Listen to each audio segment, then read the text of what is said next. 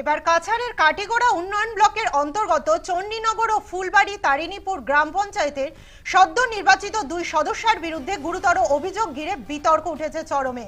চণ্ডীনগর জিপির ৮ নম্বর ওয়ার্ডের সদস্যা পূর্ণিমা নমশূদ্রের বিরুদ্ধে ভুয়ো শিক্ষাগত শংসাপত্র দাখিল ও বাল্যবিবাহে যুক্ত থাকার অভিযোগে তুলে থানায় লিখিত অভিযোগ দায়ের করেছে প্রতিদ্বন্দ্বী প্রার্থী সুমি দাস। তিনি দাবি করেছেন পূর্ণিমার স্থায়ী ঠিকানা করিমগঞ্জে হলেও মনোনয়নপত্রের রাজাটিলা হাই স্কুলের নাম উল্লেখ করে জাল সার্টিফিকেট জমা দেওয়া হয়েছে।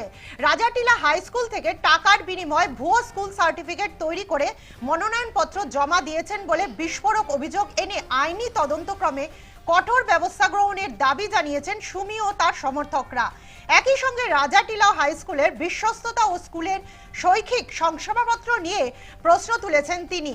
অন্যদিকে ফুলবাড়ি তারিণীপুর জিপির সদ্য নির্বাচিত সদস্যা খালেদা বেগম বড়ভূইয়ার বিরুদ্ধে ভুয়ো সাংস্কৃতিক টোলে সার্টিফিকেট দিয়ে নির্বাচনে অংশ নেওয়ার অভিযোগ তুলে থানায় পৃথক অভিযোগ দায়ের করেছেন জিপির বাসিন্দা সালিক আহমেদ তালুকদার।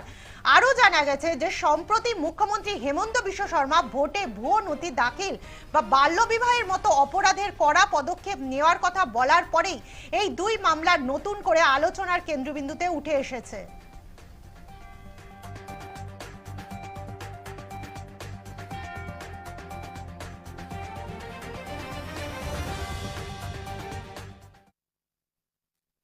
নম্বর ওয়ার্ডের সদস্য পদে মানে নির্বাচন খেলছিলাম, তাইলে নির্বাচনে আমি জয়ী হইতে পারছি না।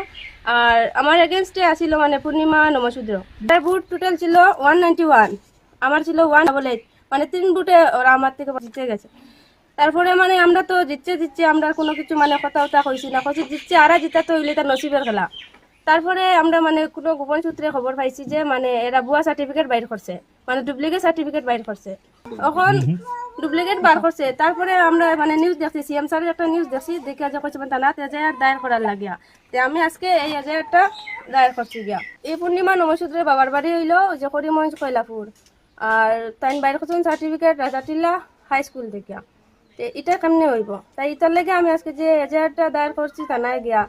17 বছর হয়েছে, 19 বছর হয়েছে, তাই বাল্য বিবাহ জড়িত আছেন। তার ডকুমেন্টটা সাবমিট করলে সবকিছু তদন্ত করলে বাইরে যাব।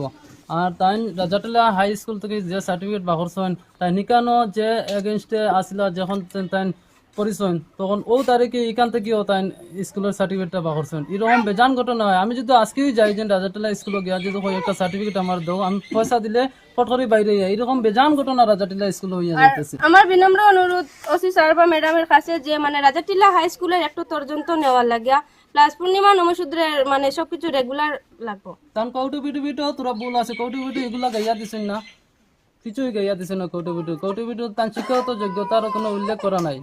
বাল্য বিবাহ কইছেন, স্বামী কত আজকে? স্বামীর বয়স 17 বছর আর স্ত্রীর বয়স 19 বছর। প্লাস ওই যে আমরা যখন নমিনেশনে গেছিলাম তখন যে ভিডিও ম্যাডাম আমার হাজবেন্ডে কইছে যে মানে ম্যাডাম এইটা মানে সার্টিফিকেট গুলা চেক করবে, আমরা একটু সন্দেহ আছে। তারপরে কইছে এটা উপর থেকে আই গেছে, এটা তো কোনো কিছু করার নাই, বা আমরা উপরেরও কিছু হাত আছে। এখন তো এই ভিডিও ম্যাডাম নাই, এখন নতুন ভিডিও ম্যাডাম আইছেন। তো এখন আমরা আজকে তো থানাত গিয়েও করছি, তো এখন আমি যে সোমবারে গিয়া ভিডিও ম্যাডামের কাছে একটা অ্যাপ্লিকেশন দেওয়ার লাগিয়া। আর ওটাও বিনম্র অনুরোধ যে মানে আমারটা উপযুক্ত বিচার লাগবো।